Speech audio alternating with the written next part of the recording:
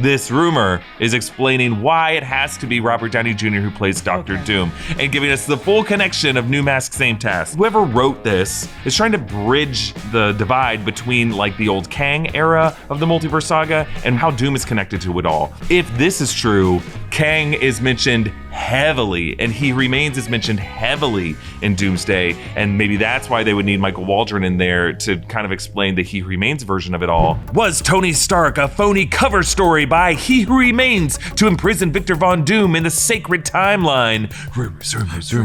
Rumors.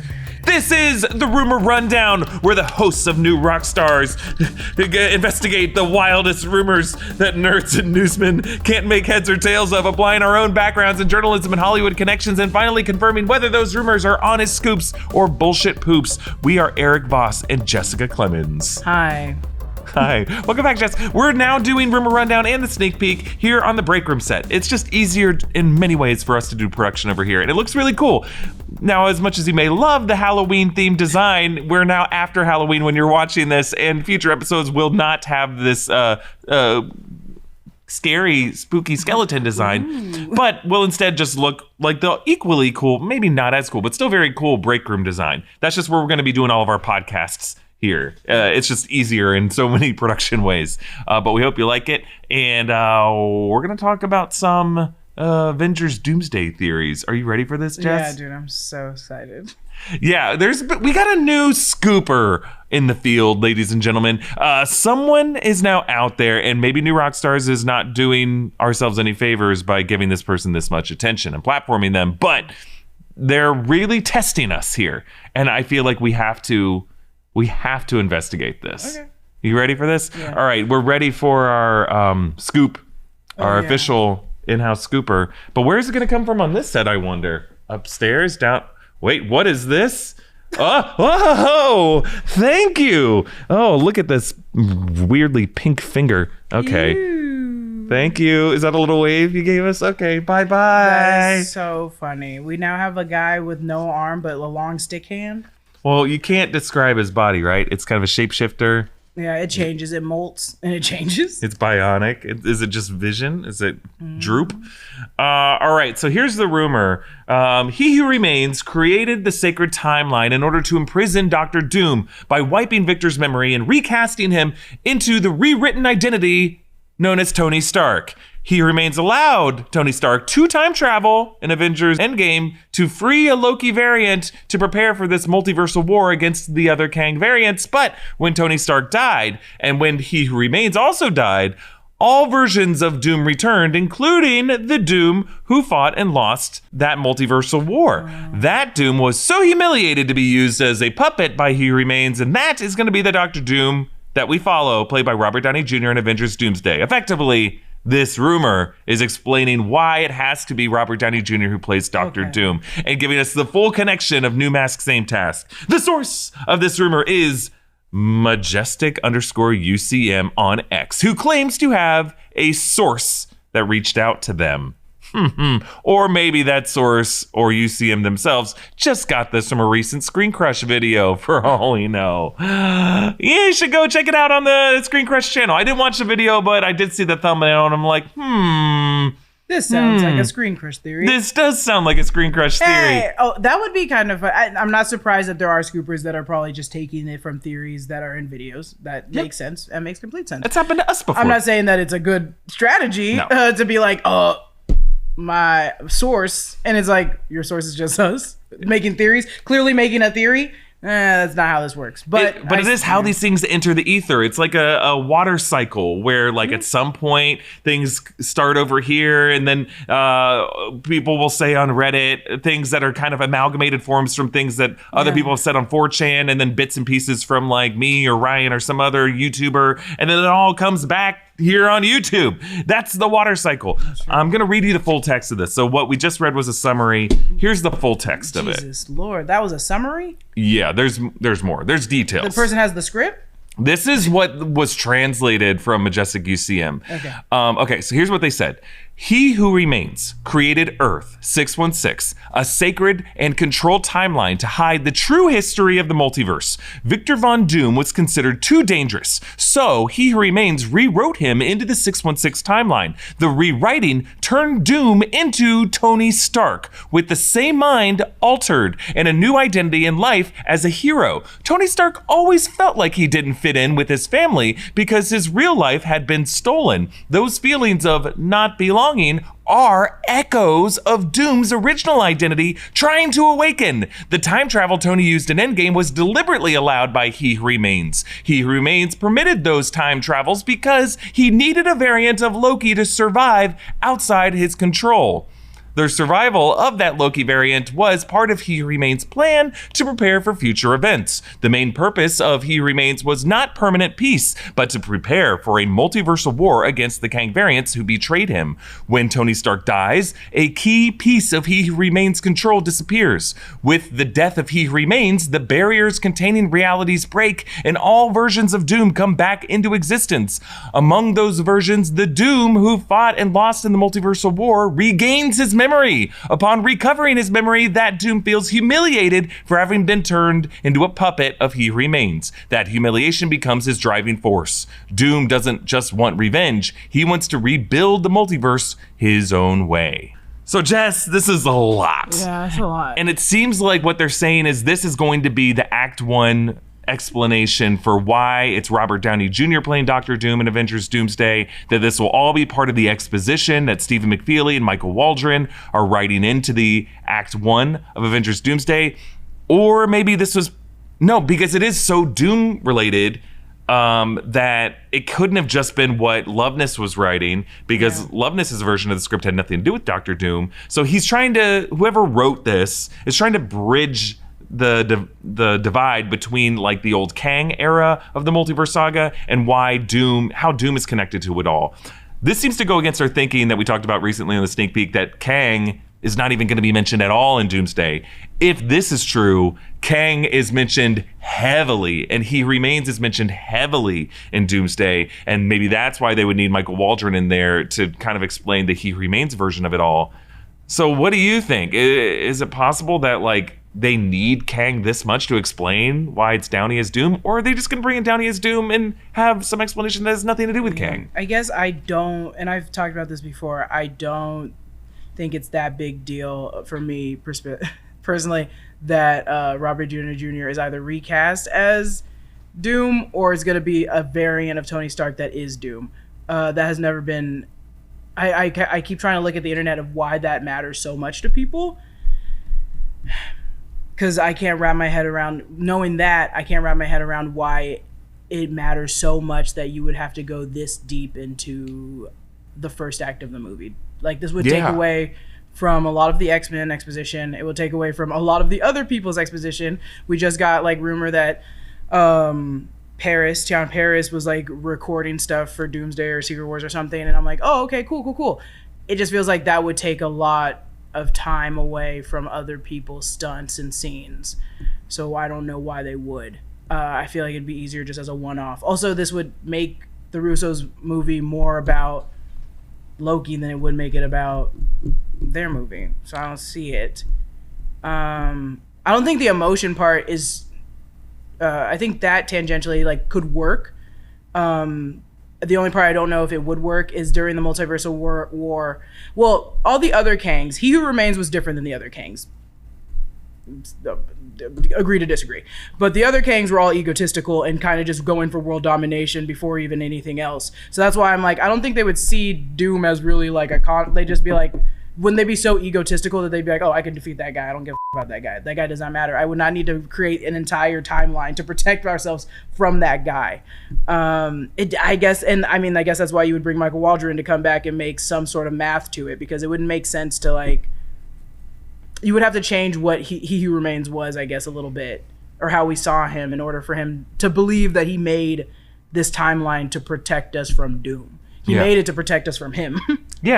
Yeah, I think so too. I think that rationale was clear enough coming out of the Loki series that he hated all these other rival Kangs and didn't want any of them threatening his own power.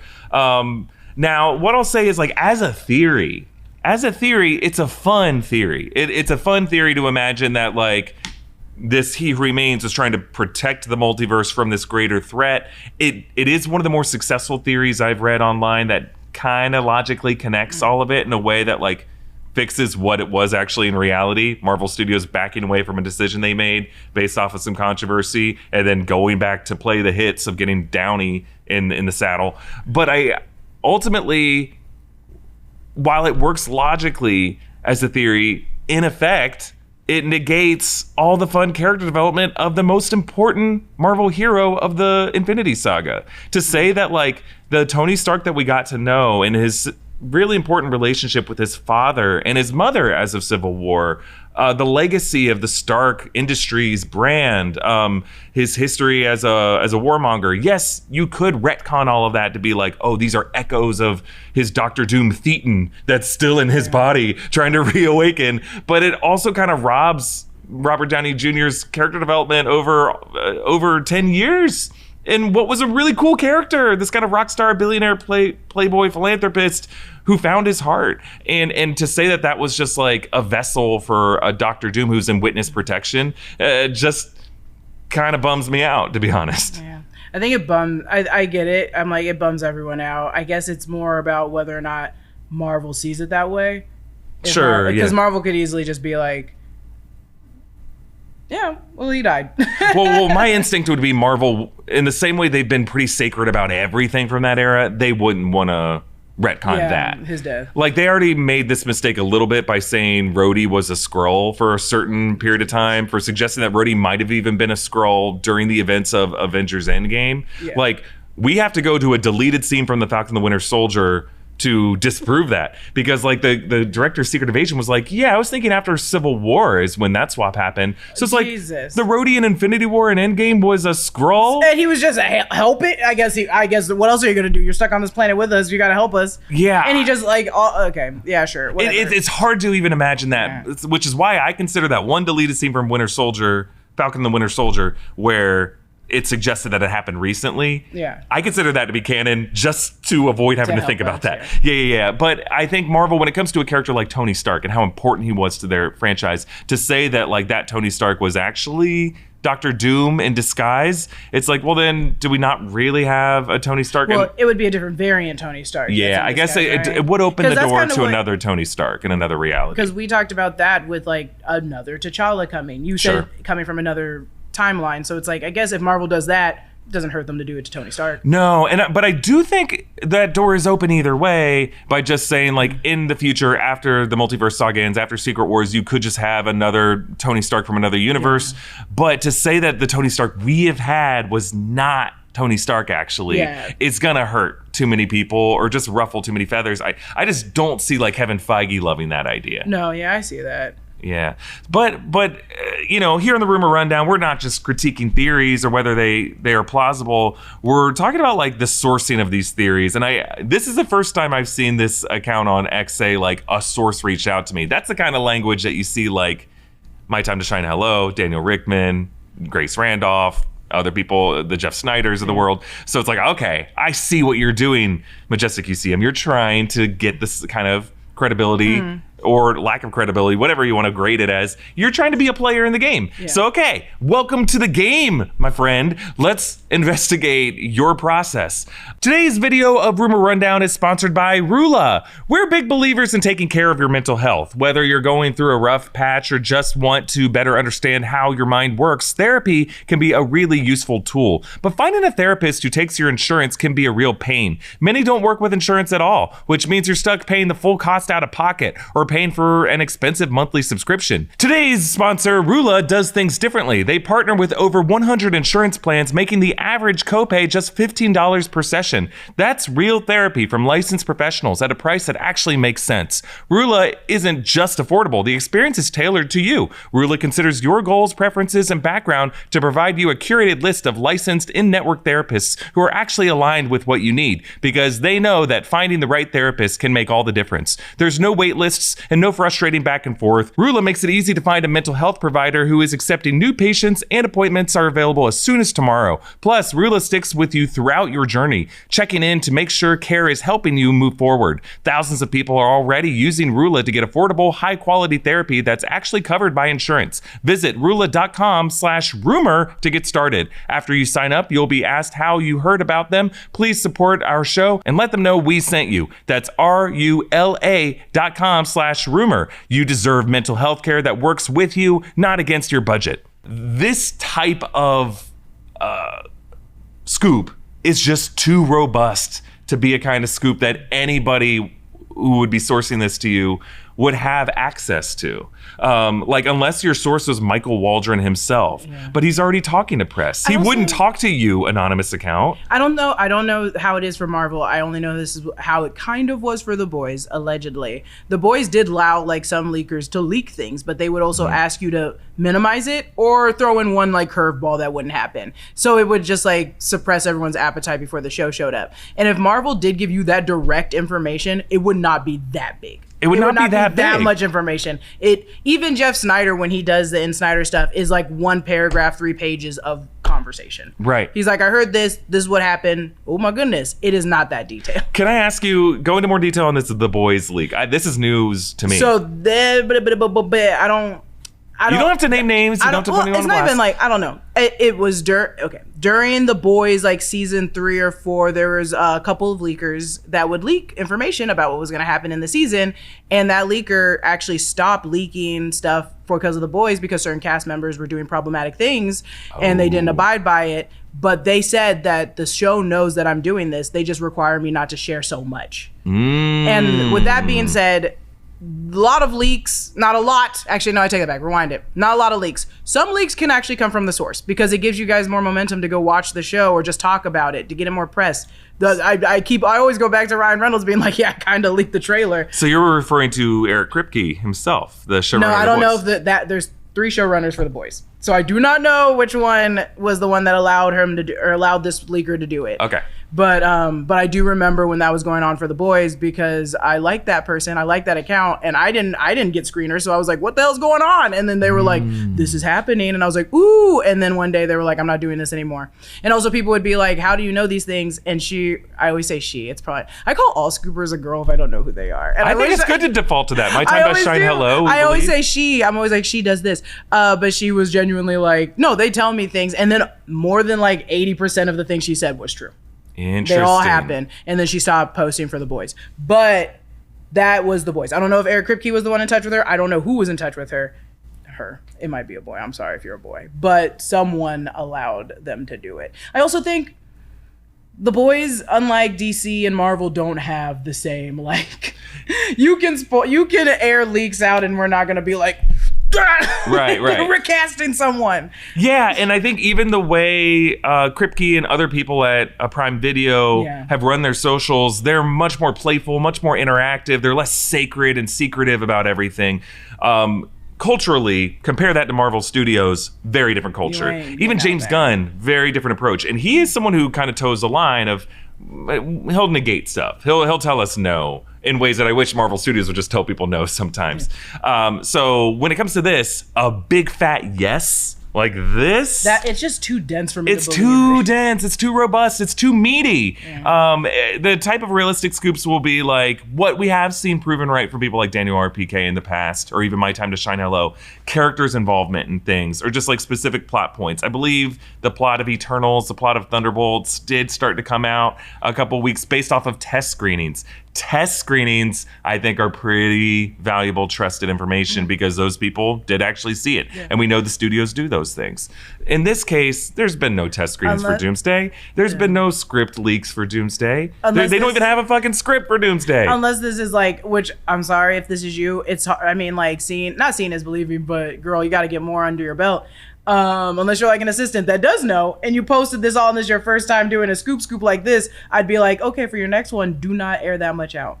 I think people will have more reason to believe you. I think it's a fairly well-written theory. And even comparing this to the one Zach and I looked at last week, it was just like a massive final battle plot description that involved like an insane number of people that no way they could all fit in Doomsday. This actually just feels like more of a logical explanation that could be an exposition to answer some questions. And I appreciate it for that. I just feel like this is not any kind of plot leak at all. And I honestly, I don't even know if Waldron and McFeely had thought about that connection as much as this theory has. Well, they probably think about it now. Yeah, if he's reading it. Saw that, if Waldron's watching New Rockstars. If they watched New Rockstars or the Screencrush video or saw that tweet, they probably are like, well... and they start, that would be so much gymnastics for those characters, and you'd be taking a lot from those past characters. Like you would take a lot from Tony Stark, and you would take a lot about He Who Remains. And I think He Who Remains, did so good wrapping up who he was. Because after he dies, we're like, wait, we didn't get everything. We want to know more. I don't need to hear any more. Yeah. He has to be a mystery now, and now we're dealing with the other Kangs and Victor Timely. Like that's what I wanted. That's what I liked. He was an anomaly. That was like the whole point was like, yeah, he's stuck at the end of time and he doesn't like this. Yeah, and even getting back into the theory critiquing of it, like to say that like Dr. Doom was kind of nerfed that way, it robs Doom of some power. To say that like ego and humiliation are what driving him is not what they seem to be suggesting by New Mask Same Task. Like the Dr. Doom who I'm picturing for Avengers Doomsday is motivated by what he thinks is he's the hero of the story. He's not a petty little brat who feels like he was tricked. That's not what motivates Doom. Doom would get over that. Yes, Doom has ego, but that's not the kind of like thing that drives someone for 2 movies. For someone as big as Doom is going to be in these next 2 movies, he has to come from some kind of hero complex where he thinks he is saving the multiverse and like he's rebuilding the multiverse, like he's redecorating a house that had some squatters in it. No, that's not what Doom's all about. Doom's also smart. Yeah, Doom's also smart, and so is Kang. So I was like, I think it would feel kind of weird to know that Doom fell for some plot that got him trapped. I feel like they both would come up with the same ideas of like, damn, he got me there. And I also think, and this is just me because it's Doom, I think Doom's a little bit higher in my regards than like He Who Remains. Because all the Kangs, I think once you get He Who Remains is great, but all the Kangs are a little bit less than every other one. Like they're all just like, there's a million of them. They all can't be number one. They're all going to be the descendants of the other. It's like, yeah, they're kind of weak. If you're going to tell me between Doom and Kang, who's the petty one? Kang. It's Kang, yeah. Kang is the petty one. Kang, that's why I'm like the ego part, Kang variance 100%. Doom is just Doom. He's just too smart to be. Which they could do all of what we're saying. They could absolutely do it. It's just more, I think, like on a pessimistic and business end where I'm like, that's a lot of time to be doing a lot of mental gymnastics to try to make something work that you think works, Michael Waldron or someone else, and then they forget that something else hiccups it on the way. And then we'll get that timeline book and it'll be Ms. Minute spilling coffee all over it again. I think it would just be easier to go a different route. Mm-hmm. I think so too. And I think anytime you see a theory or a quote unquote leak come into your feed, if that explanation of how Kang and Doom are connected from the Kang who was in the Loki series to the Doom who's now going to be in this movie, if that explanation makes like Kang the more powerful of the two or Kang the smarter or the more lethal of the two, then that's probably not what's going to happen. Marvel isn't investing $100 million in Robert Downey Jr. playing Tony Stark just to make him look like a hoodwinked, not as effective villain that we now have to live with, and Kang was really the superior of the two. That's not going to be how it plays out. What, if anything, the power status is going to be the opposite. That Dr. Doom was the usurper, that Dr. Doom was the man behind it all, the brilliant scientist who is able to overthrow the Kang dynasty in some way that they'll barely touch on in the opening act. Let's be realistic. So in terms of like, that's kind of like our general critique of the theory. In terms of like how this happened, I honestly think this is a clever enough theory, a creative enough theory that maybe the person who originally wrote this was just someone who's trying to find a solution. And it really was just a theory that was written on Reddit or 4chan or one of these other places. And they were just kind of honestly trying to figure out a solution to this problem in the way that a lot of new Rockstars and Screencrush theory videos did. Maybe taking in a lot of different sources that they had read or watched videos on. And there's nothing wrong with just like writing that on Reddit. The issue is that someone else saw that, I think, and then reposted it as a plot leak. And then now it's coming into our lives as something that came from like an official inside source. And I don't think that happened here. So I don't have a problem with whoever wrote this theory. I do have a problem with people spreading this around as if it is like a legitimate leak, which I don't think it is. But that's gonna happen. We've talked about this on Rumor Rundown before. That's just gonna always happen at the end of the day, is because none of these people have to put their face on things. Right. It's anonymous, and let me tell you, anonymous, you can say whatever the hell you want, and it gets traction, and then you get a bunch of followers. Yep, and then you get a bunch of followers. And it's why, like, I don't know, say what you will about Grace Randolph and John Roca and Jeff Snyder and all those folks, like, at least if you're putting your face out there, I have a bit more respect for you than just like the My Time to Shine Hellos or anyone else who just like, we don't even know their freaking name and they just use some kind of online pseudonym and make their claims, because it's a lot easier to do that. If people don't like, know anything about you. Nothing against you, Majestic UCM. It's just like, there's also a way you can get traction just by being like a theorist who's like posting this stuff.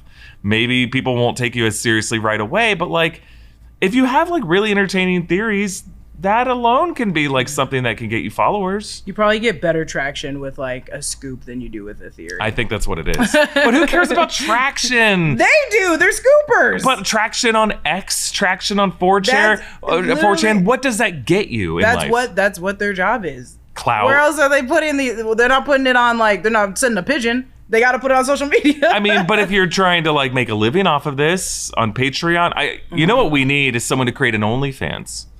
And they can put whatever type of content in the background of that, but like use that as a place to post your theories. No one has done that yet. There are acres of diamonds out there that are ready to be recovered if anyone wants to make a living doing this. I think no one's going to pay for it. Some people will, depending on the background content. People will. Depending on the background content, maybe someone will. I like how you're like, your full-time job is this, but your side job is also posting some of your theories. I will never shame anyone's side hustle, because I think if they're doing that, that will keep them more responsible as theorists. Why does the theories have to be the side hustle for the only thing? I'm not going to say what's the main course and what's the side dish in this scenario. That's true. Some people are turning it to it's going to go back and forth, and that's fine. I'm just like, Someone's like, oh, I'm moving on from my prescriptions. I want to be clear. I have never gone on OnlyFans for content, and I don't know what it's like on there. I'm just aware that it exists and people are making money doing it. And I think it is a safe alternative to what the sexual content industry has been historically, which has been a lot of horrible things have happened in it. And if OnlyFans allows an avenue for creators to do this in a safe way, great. I think you have to, unfortunately, be doing sex things on OnlyFans. If you try to do more theories than you do sex, the account goes for you, because they come at celebrities that just post, like, Cardi B had an OnlyFans and she was posting like her behind the scenes of music videos. Well, that's what I'm saying. Like, if you also want to make that type of content and then mix that with theories about YouTube. Doomsday, I think there is a way to make this happen. I don't know how we got onto people on OnlyFans should be theorists, but I support it. I don't think... Or theorists should go on OnlyFans. Sorry, my bad. Just be prepared for what people are going to be expecting from that. I'm expecting a hole. My big toe says that it's going to be Kang. My pinky toe says it's Dr. Doom. Okay, now everybody watch me step in this cake. Well, what is it when we made that baby hippo eat the cake for who was going to be the next president? and it was Donald Trump, and now everybody hates that hippo? That's what we're going to do with OnlyFans people. They're going to have to sit on the cake. That poor hippo did nothing wrong. She voted for him. I know she did. Because she was really mean and snappy anyways.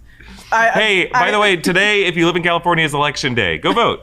That's all we're going to say. Just go vote. Don't go to look for that hippo that votes for Donald Trump. If you don't vote, that hippo will eat the cake of the opposite of what you want. So go vote. The cake says, yes on Prop 50, no on Prop 50. And it goes eats the no.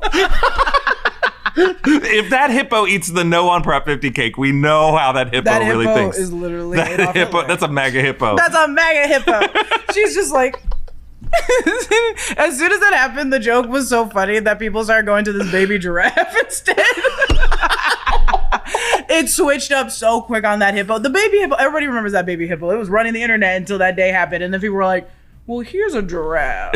What? Let's try the giraffe. Let's try the giraffe until we see that giraffe, pee on a child. What? That's how I imagine giraffes. Giraffes are always attacking children at the zoo. Oh, they are? No, well, like you're feeding them. Oh, that's right. So they're just they think the finger is food. I've seen a video where they ate like the little bow off a baby's head. Oh God, don't go to zoos. But anyways, well, okay. So rating this one, Majestic, you seem. I think we got to give it a poop. I think it's a poop, but I would give it a 10 for a theory. I think it's a great theory. A 10 out of 10 theory. I think there's a lot of creativity, and I appreciate people who are making theories to try to answer questions. I think those are the best theories, the ones that kind of solve some kind of logical gap that we need filled. I think, again, sometimes they might take it. This one seems like a they lot being for like me, Marvel might be like, yes. And Marvel's like, I didn't think about that. I know they have to. At some point, I feel like sometimes they're like, wait a minute. We didn't think about that. I also think because I think it was The Boys, someone writing for The Boys watches The Boys videos, and I was like, oh, great. And I think it was mainly for continuity. Oh, just because we were like, we're making sure that like we didn't fuck up on something. Well, it helps them. It helps them. We need to get a list of everybody who works on these shows and movies who watches New Rockstars videos. And we'll never out them, but we just need to kind of know. Let's start putting that list together because we know some of them. I know a lot that don't do nerd things. And I'm like, oh, what are you watching us then? They're like, I just like Marvel movies. Yeah. I just like Marvel movies. Before we go, an announcement we want to make. So we've been doing this Rumor Rundown series this past year, and we love doing it. We're going to continue doing it, but we're not going to be doing it weekly starting in December. We'll do it when a good rumor pops up, because not every week is there a good rumor, and we don't want to be like stretching to cover things that like we don't really even know. We're just kind of bullshitting it. But we will continue doing Rumor Rundown, but instead weekly on New Rockstars channel, we have this exciting new podcast series we're going to be doing at the request of many of you. We're calling it The Road to Doomsday. So what this is an essential Marvel rewatch podcast series. Think of it as like if you like the rewatchables on the Ringer Network. New Rockstars is doing our version of this. We kind of did this back in 2020 where we did an Infinity Saga rewatch, and really those were Easter egg breakdowns. What this is going to be is just like a podcast discussion series, and we're going back to the beginning of what Marvel movies even were before the MCU. So the first couple episodes are going to be things like an X-Men trilogy rewatch, where it's just like the first X-Men, X2, and then X-Men The Last Stand, a conversation about those movies and what could come back from those movies in Doomsday. Another episode in the first batch is going to be the Blade trilogy. What elements of the Blade trilogy might have inspired where Doomsday is going? We'll do one about the Sam Raimi Spider-Man trilogy. And then we're going to have future episodes, maybe just one episode about the first Iron Man and how important that was. Maybe an episode that finally discusses Daredevil and Elektra. Now, we're not doing this to replace anything that, like, if we feel like any of these movies need rewatches that cover the Easter eggs, we'll still do those on New Rockstars too. But we think like doing it as a conversational setting. Some of these episodes might go like 2 hours, but we're going to do that every week, starting in December, going into the new year as we count down the weeks to Avengers Doomsday. We'll even do some retrospective episodes about like that one big announcement at San Diego Comic-Con that was going to be Robert Downey Jr. coming back. Just one retrospective episode about that. We want this podcast series to be retrospective about like when these movies and events happened. We'll do a full episode about like all the seasons of Agents of S.H.I.E.L.D. even. You might see some special guests on these weeks, but we're calling it The Road to Doomsday. And if you subscribe to New Rockstars, you'll get that every week on Tuesdays starting in December.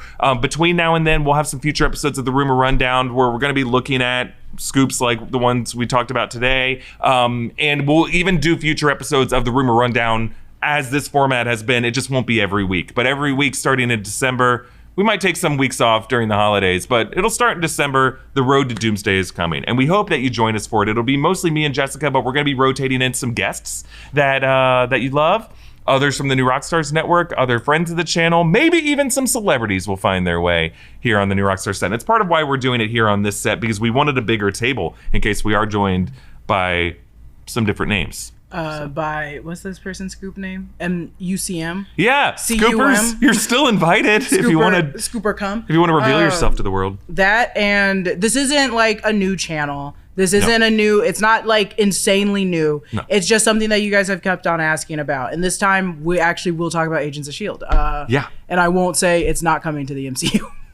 Yeah. Well, I just won't be on that episode. It'll probably be Gina, to be honest, because I will be like, it's not coming. But it's just gonna be it's just like Rumor Rundown, how you guys come and tune in and watch us talk about the rumors. Except for this time, we're just talking about your guys' favorite Marvel movies, which is great. I honestly think that's better because it's something that you guys will be like, I've seen this. Right, and it makes kind of more sense as a podcast that's weekly. Like, I think we set out to do this Rumor Rundown thinking that there were enough scoops out there for it to be weekly, and who knows, in the new year it might start being weekly, and we'll still do Rumor Rundown whenever it makes sense to do it.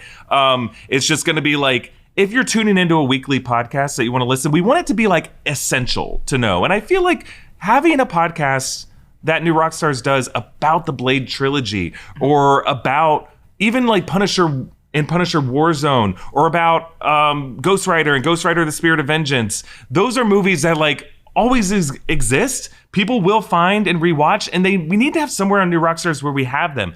And if like enough of people care about them, if we haven't already done an Easter egg breakdown of that movie, which most of the movies and TV shows that you'll see us cover on this podcast series, we've done Easter egg breakdowns of already. Some of them we haven't yet, and maybe we do. Maybe we do, in addition to doing a podcast episode about it, do an Easter egg breakdown of it. Yeah, all of the episodes of Agents of S.H.I.E.L.D. Yeah, I mean, that's the big one. That'd be really, really hard because we're talking about over 100 episodes. What is this, One Piece? No. Yeah, and so we felt kind of bad that we didn't have that on the channel, and we can't devote all of our energy in 2026 or even 2027 to doing that for Agents of S.H.I.E.L.D., but we can do like a two-hour podcast about the importance of Agents of S.H.I.E.L.D. and what from Agents of S.H.I.E.L.D. could come back into the MCU or should come back, you know? Or just needs to be answered. Because I feel like that for every Netflix Marvel show will have that question of, how did Punisher survive the blip? That's how the ending of the Punisher is. It's during the blip. So what the is going on? Yeah, it's crazy. And so we'll be doing this for all the Netflix Marvel shows. We'll be doing this for Into the Spider-Verse and Across the Spider-Verse. We'll be doing this for all the X-Men movies, the different eras of X-Men movies, the Wolverine trilogy, the later X-Men movies. We'll be doing this for obviously all the MCU movies, but we'll be doing this for the Sony Spumsy. We're covering it. We're going to use this to cover that too. So all of it, anything that was live action Marvel related. Maybe we'll be doing the Disney Plus era animated shows. I don't know. Maybe we'll do a bonus episode about like the Fox X-Men 90s animated series. Oh, that'd be fun. But maybe that will just be part of our X-Men 97 conversation. We'll never be able to do these things for DC. Maybe someday, though. I was like, my childhood was all in Teen Titans and the Justice League, so I can't do any of these things. Well, here's what I'm saying. Maybe in 2027, once the DCU is really cooking, we could do that in 2027 and do everything from the Richard Donner era of Superman to the Joel Schumacher and Tim Burton Batman movies to the Christopher Nolan era to the Matt Reeves Batman to the Zack Snyder DCEU. There's a way, and then you could even do like certain DCAU movies. You could do Killing Joke. You could do, there's so many great DCAU. You could do just like a couple episodes on Batman the Animated Series. Do that as a rewatch. I mean, I would almost do episode by episode for that. Yeah, Batman was great. Because it was so good. Yeah, anyway. So there's a lot ahead, and we want to have that as like a podcast that we can do, just because I feel like a conversation allows two hosts to do it. And if there's a huge audience for that, maybe we do Easter egg breakdowns on some of these things too. But we're going to have new stuff that we want to do Easter egg breakdowns for. Welcome to Derry is so great. It's so filled with Easter eggs. So anyway, thank you for watching, and we'll continue doing Rumor Rundown as well when there's a big rumor to break the glass on. Thanks for watching. We hope you've enjoyed this, and we'll see you next week with another hot rumor that needs to be investigated. Hot rumors. Thanks, Jess. And thanks to Brian Kim for producing and editing this episode. Thanks for watching. Rumors. Go listen to Rumors.